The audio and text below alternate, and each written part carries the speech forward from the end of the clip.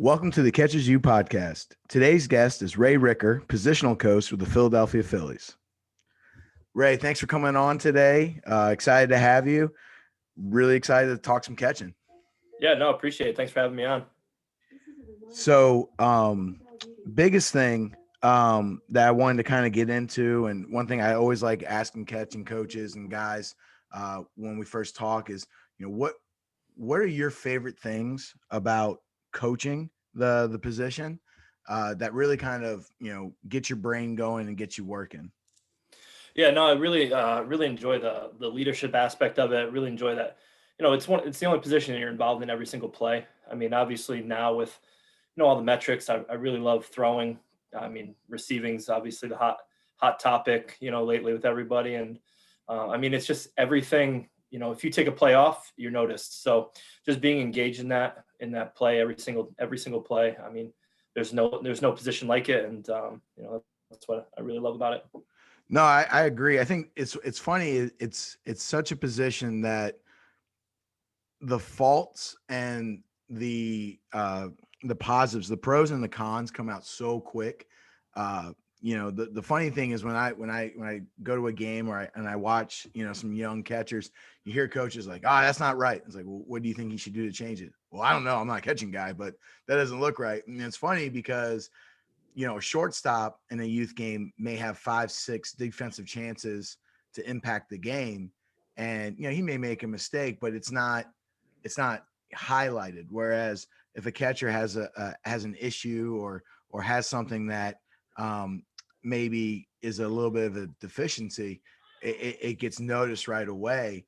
And vice versa. If a kid's really good behind the plate, it kind of stands out, really, really quick. So, one thing, obviously the catching world has just completely in the last 3 years or so it's kind of changed, and I think for me the biggest thing that I've seen is just it's become a little bit more about making sure the catcher is set up for success defensively, rather than kind of being stuck in certain positions. I mean, so that was one question I had for you is what's the biggest change that you've seen in the position and the coaching of the position in the last couple of years?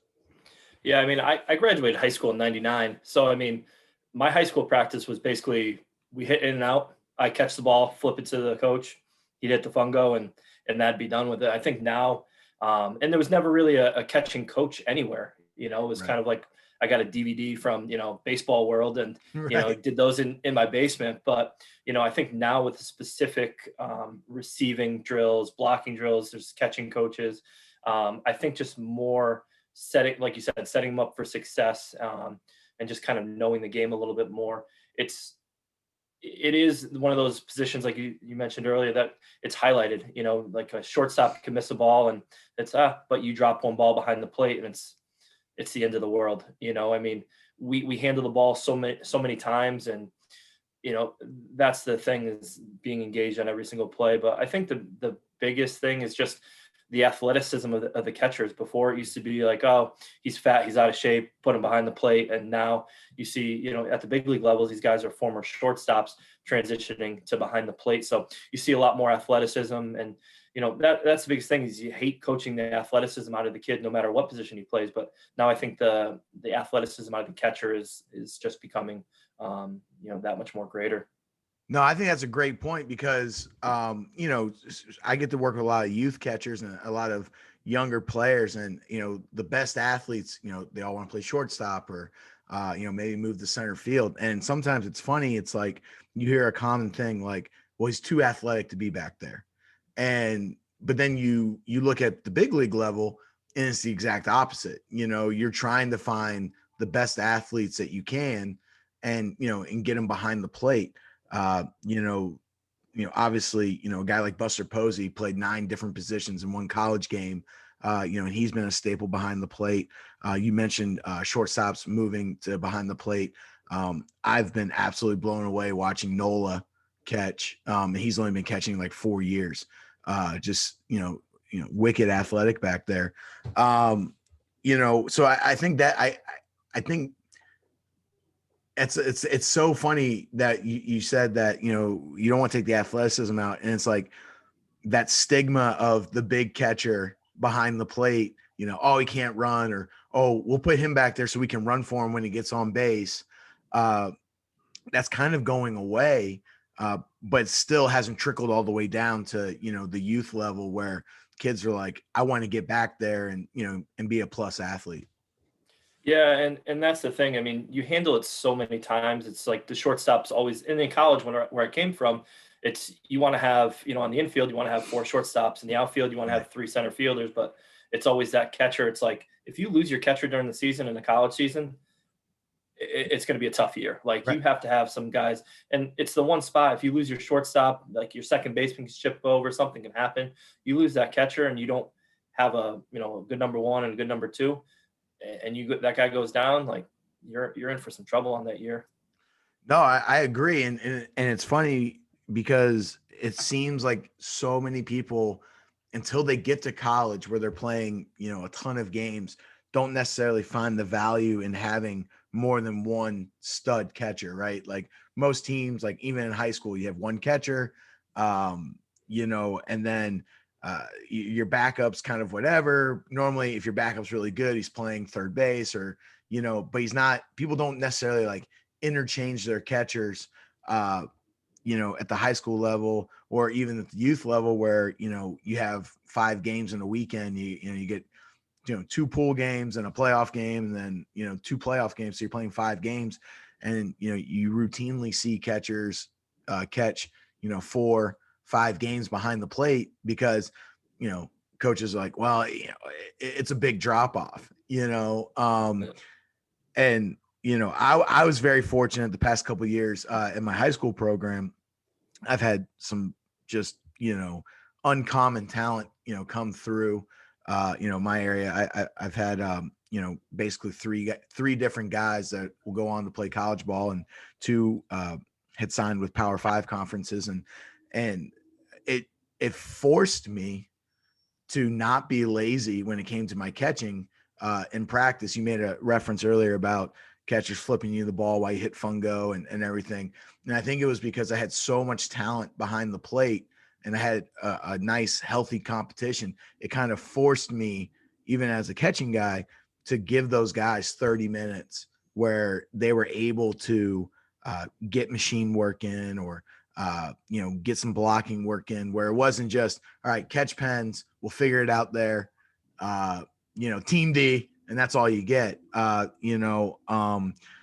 it's like you said, it's like I always am trying to get, 3 catchers that can actually catch on a team, and like you said, like if a catcher goes down and your team's set up the way most teams are, your whole thing is different. It's the whole vibe of your team.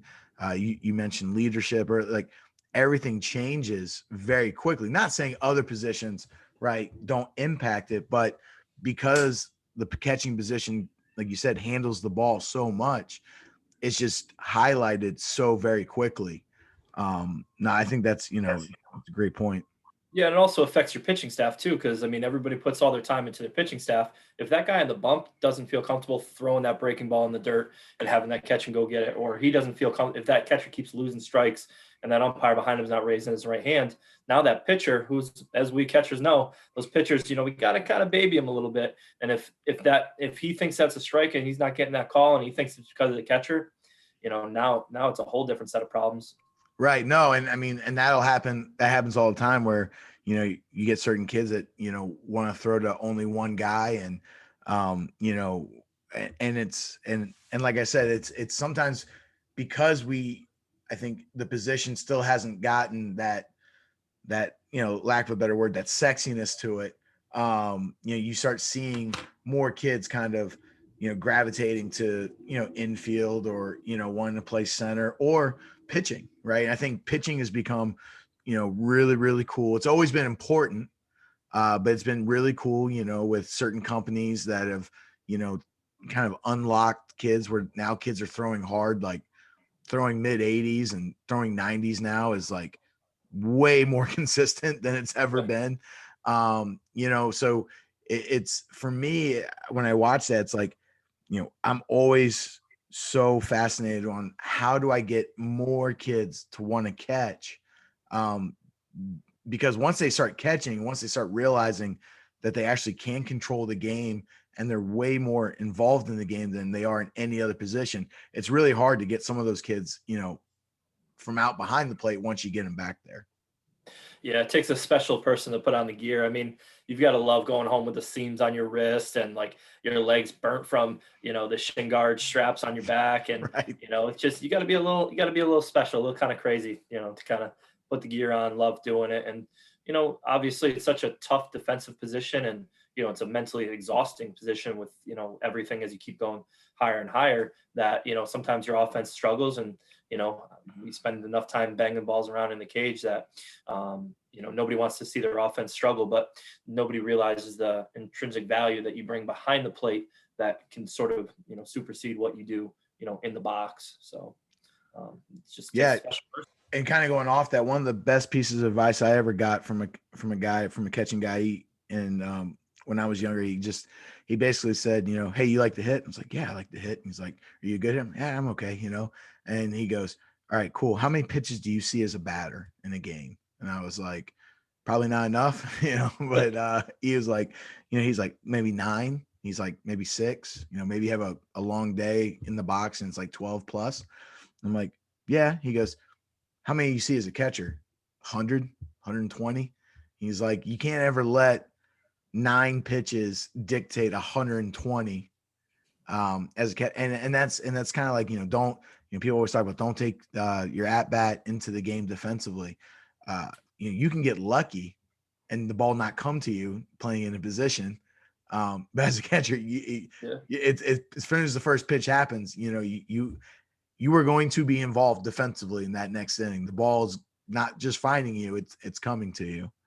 And I think that's the toughest thing for youth and high school, college, and even some pro guys is separating that bat, because once you get that gear on and get out of the dugout and get behind the plate, like you have to have some sort of clear, like whether it's firing it to second base, whether it's as soon as you put your face guard on, whether it's first as soon as you slam your shin guard on, that boom, we're done. You can be upset about that at bat, but once that face mask or once you let that ball in between inning go to second, that's when you're not a hitter anymore. You're part of the battery and you're part of the solution for the next inning on defensive. Because again, we don't want to have any part of our pitcher feel, oh, he's Ray's not locked in back there, like I've got to nibble around, and that's when big innings can happen just by your body language, by everybody's going to feed off you. You're that one guy that everybody's looking at.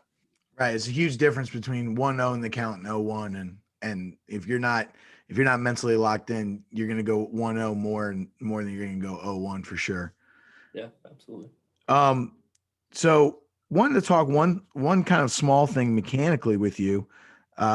One thing that I've seen a lot of that I think it's really cool, and I think it's a concept that is growing because everybody's different. It's kind of like hitting, right? Everyone, does things differently, but there's certain things that you have to do to have success. Is pre-pitch movement. It used to just kind of be hold your glove, and then it was a quarter turn, and now you see guys starting with their glove on the ground. Now you see guys kind of relaxing, moving. There's certain movements that you're starting to see from catchers at all levels, and for me, it's really really interesting, and it's something because I really like the individuality of it. I don't like putting anybody in a box, and just kind of what you've seen and kind of some of the things that maybe you've played with, you've coached around and stuff like that. When it comes to that pre-pitch movement. Yeah, so I mean, the pre-pitch obviously now, like you said, everything's getting a little bit different with going against the ground, and I like going against the ground. I mean, I used to be the high five, the handshake, and and all that. So I really like, obviously we want to work up underneath the glove. I kind of think about that left thumb being screwed into the ground and kind of getting that elbow starting to move up so we can get underneath the ball. What I see out of pre-pitch movement, a lot of guys, they bounce their ball, bounce their glove off the ground. So if you like kind of slow things down and look at slow mo, they'll start it up, they'll go down, and then even before that pitch is released, that glove is going back up. So we're sort of negating the whole point of working underneath the baseball and what that ground move is gone to. So I think a lot of times, a lot of coaches who maybe don't have that catching background don't like the glove going against the ground, just for the fact of they might be pitching coaches, right? That, hey, look at the glove. And, the pitchers don't need, I don't know when that came about where, hey, you got to stare at the glove in order to throw a strike, but you can focus on a shin guard, on the Nike logo, on the face mask, where you want that pitch to go. So as long as it's not deterring what the pitcher wants to do, because obviously we're there to serve him, because there's different pitchers. That's where you have to learn your pitching staff that they might not like the glove going against the ground. I mean, there's different pitchers in the big leagues that I've talked to some catchers that they're like, hey, they don't want any glove movement. They want it being still. So I think knowing the pitcher catcher relationship, but just for instance, like high school, college guys, when I was at Post, if they wanted to go to the ground, we had them go to the left of the belly button, because that would be the toughest pitch for them to handle, is that pitch coming in, where they sort of get handcuffed. So if those guys were spraying the ball all over the place, if we get to the left of our belly button, that's going to sort of help get around it and sort of work our scap around the baseball. If that makes sense. No, I think that's huge. And I think the biggest thing also is, you said one thing that's really, like, a lot of guys, because most coaches necessarily didn't play the position, just because on a team there's one catcher and there's 8 other guys on the field, but it's kind of like you said, like the whole target, right? Like, I have a target, and a lot of pitching guys are scared to kind of see those tunnels or that focal point go away. I try really hard to talk to our guys, leadership. And that's like, at the youth level, it's hard to have like the follow me, type, presence. Now, some kids have that, and that's natural and stuff, but a lot of kids, don't necessarily have that. And we always try to say communicate, just try to be a great communicator. And one thing that I have my catchers do in our academy is we have a chart, and we try to chart everything for how we catch a bullpen and what we see. But then the one thing I make them do at the end of the bullpen is I have the pitcher rate their catching, and it forces the two of them to talk about it. And then there's certain things where a pitcher goes, hey, I really don't like it when you put your glove down. And then the catcher's able to go, hey, I don't like it when I call an outside fastball and you go glove side on me. So I'm doing that so that if you miss, I can get there. Days that you're not missing, I don't have to move my glove at all. I can simplify. I can always do less when you're on, or hey, I'm going to pitch at the top of the zone. So it's really distracting for me when you go down to the ground. And then, to that catcher, yeah, it's kind of dumb. If I'm pitching at the top of the zone, I probably shouldn't be going down with my glove anyway. I should probably, be a little bit higher target, relax my hand so I have timing, right? But not have to travel, 3 feet to catch a ball, at the top of the zone. And like I said, I just think it's so like, the shift has become, catchers, get yourself into a position where you physically can have success, but I think now being able to explain to your pitcher, why, you do that. Some guys don't like it when a right-hander's up and a guy's on one knee. They don't like that inside knee being down. They don't like the glove side knee being down because they feel like there's a window there that they don't have something to throw to. They don't have that tunnel. It's like, okay, so if I'm going to go on a knee for that pitcher, like you said, I gotta be able to serve to him. So I've got to work on having that, that knee up so that he has that focal point that he's looking for. And I got to realize, can I get to that? Can I work it? But now in my bullpens, every time I go to that side of the plate, if I'm going to be on a knee, I got to have that knee up.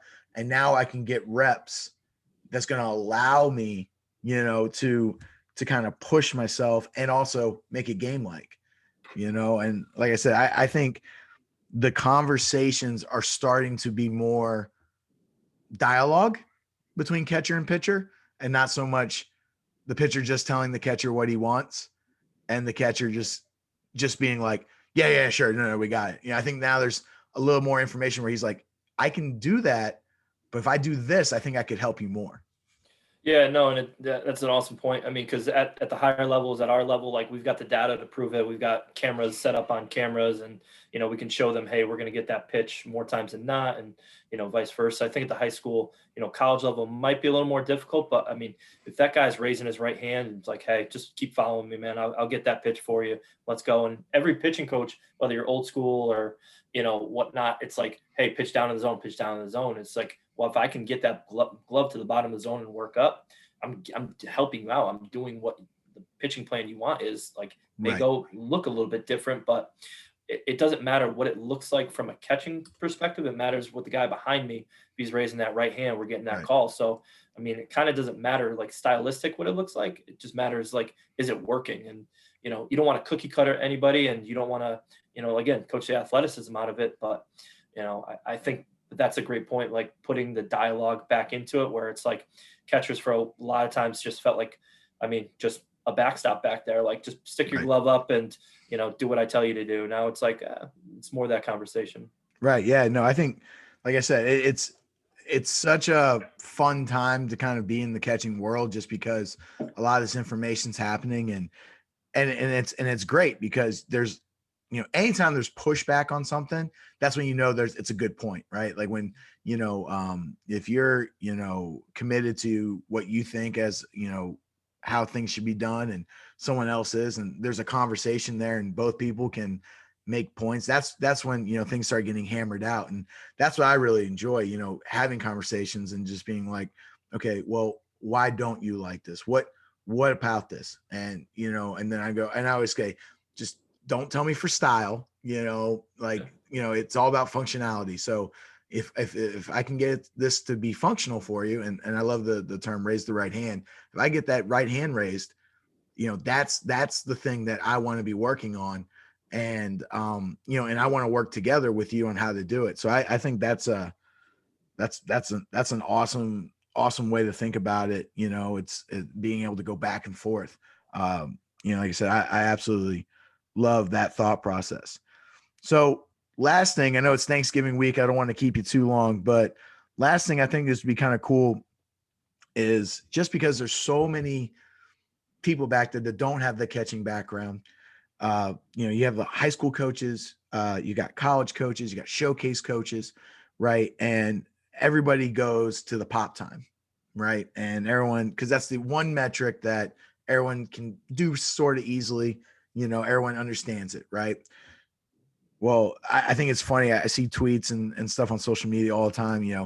The number one thrower in the MLB would be ranked like 183rd according to Perfect Games, newest pop time rankings. So obviously the pop time and getting being a great catcher, it's good. It's a good metric, but I don't know, like in your opinion, if I'm a high school coach or I'm a college coach scouting, like I'm a pitching coach or I'm an infield guy, I'm on the road and I'm trying to find a guy that can actually help my club, from behind the plate, take away the stick, take away, just from a defensive standpoint.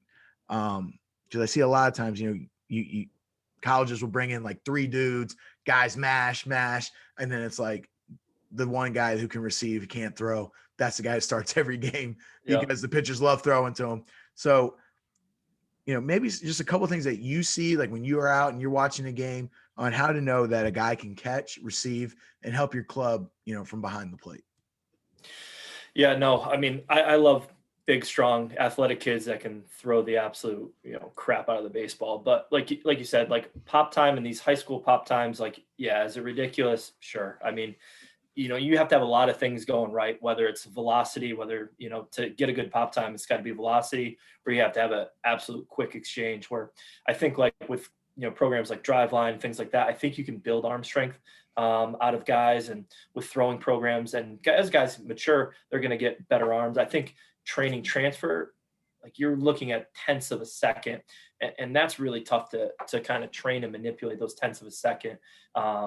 I know the pop time in the Twitter world's been going a little crazy lately with everything. So, but I mean, I've been at those showcases. I mean, I've had those same pop times. They cheat it. It's not game speed. It's not to tag time.